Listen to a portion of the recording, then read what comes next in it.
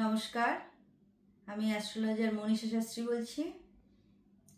যদি আপনাদের রাশিচক্রে বৃহস্পতির ষষ্ঠ, অষ্টম, দ্বাদশে চন্দ্র থাকে, তাহলে এই যোগটাকে কিন্তু শকট যোগ বলা হয়।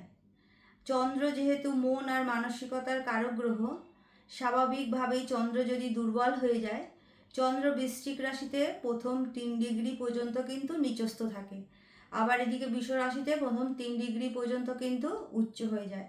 তাই চন্দ্রের পাশে যদি কখনো অশুভ নক্ষত্র আসে, চন্দ্র শনি, চন্দ্র রাহু, চন্দ্র কেতু, চন্দ্র মঙ্গল, যদি চন্দ্র যেহেতু আমাদের মনটাকে স্থির বা অস্থিরের কারক গ্রহ চন্দ্র, সেই জন্য চন্দ্রর পাশে যদি অশুভ নক্ষত্র পড়ে বা অশুভ গ্রহের সাথে সম্বন্ধ করে বা ষষ্ঠ, অষ্টম, দ্বাদশে চন্দ্র গ্রহ চলে যায়, তো সেটা বৃহস্পতির ষষ্ঠ, অষ্টম, দ্বাদশে গেলে কিন্তু এই শকট যোগটা তৈরি হয়। এই যোগে সাধারণত মানুষের যে সম্পদ বা সমৃদ্ধি বা এগুলো কিন্তু সহজে আসতে চায় না, তার যে সাফল্য সেটাও কিন্তু সহজে আসতে চায় না।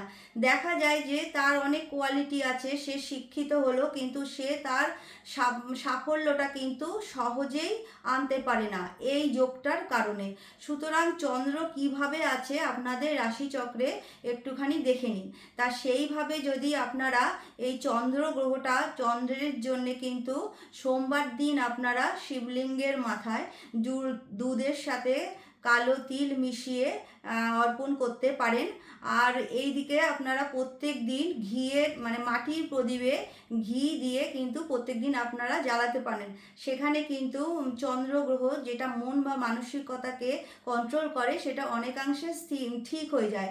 আবার যদি লগ্ন সাপেক্ষে আপনাদের রাহু আর কেতু বাদ দিয়ে 7টা গ্রহই যদি লগ্নের সপ্তমে, দশমে, নবমে থাকে, সেখানে কিন্তু শক্তি যোগের সৃষ্টি হয়। এই যোগে কিন্তু মানুষ কিন্তু প্রচুর শত্রুতার মুখোমুখি হয়, শত্রুদের দ্বারা ক্ষতি হয়ে যায়। সেক্ষেত্রে আপনারা প্রত্যেক দিন, না হলে শনিবার, মঙ্গলবার, আপনারা তেলের মধ্যে সর্ষে দিয়ে, হলুদ সর্ষে দিয়ে কিন্তু দক্ষিণ দিকে মুখ করে একটি প্রদীপ প্রজ্বলন করতে পারেন। সেক্ষেত্রেও আপনাদের অনেকখানি শত্রুর প্রভাব কমে যাবে। তা সেই জায়গায় দাঁড়িয়ে রাশিচক্রটাকে আপনারা একটু বিশ্লেষণ করে দেখে নিন। অনেক সময় দেখা যায় যে যেহেতু বৃহস্পতি ষষ্ঠ, অষ্টম, দ্বাদশে চন্দ্র থাকলে এই শকট যোগটা তৈরি হয়। অনেক সময় মানুষ নতুন করে ব্যবসা করার কথা ভাবে, নতুন করে কোথাও ইনভেস্ট করে কোনো কাজের শুরু করতে চায়, সেক্ষেত্রে কিন্তু গোচরটা অবশ্যই দেখে নেবেন। বর্তমানে কিন্তু বৃহস্পতি বৃষ রাশিতে বসে আছে মৃগশিরা নক্ষত্রে।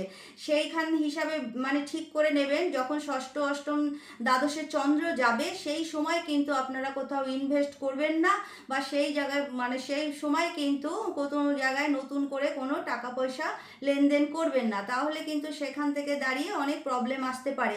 কারণ যখন বৃহস্পতি ষষ্ঠ, অষ্টম, দ্বাদশে চন্দ্র চলে যাবে, সেই সময় কিন্তু মানসিকভাবে বিপর্যস্ত হয়ে যাওয়ার একটা সময় চলে। তা সেই সময়টা বুঝে নিয়ে, আর দশা অন্তর্দশা কি চলছে আপনাদের বর্তমান সময়, যদি ষষ্ঠ, অষ্টম, দ্বাদশ প্রতিটি দশা চলে, তাহলে কিন্তু যে কোনো কাজে আপনারা যে কোনো কাজই করতে যাবেন না কেন, আগে আপনাদের সময়টা একটু জেনে নিন কেমন চলছে, সেই অনুযায়ী সব জায়গায় আপনারা ইনভেস্ট করতে পারেন।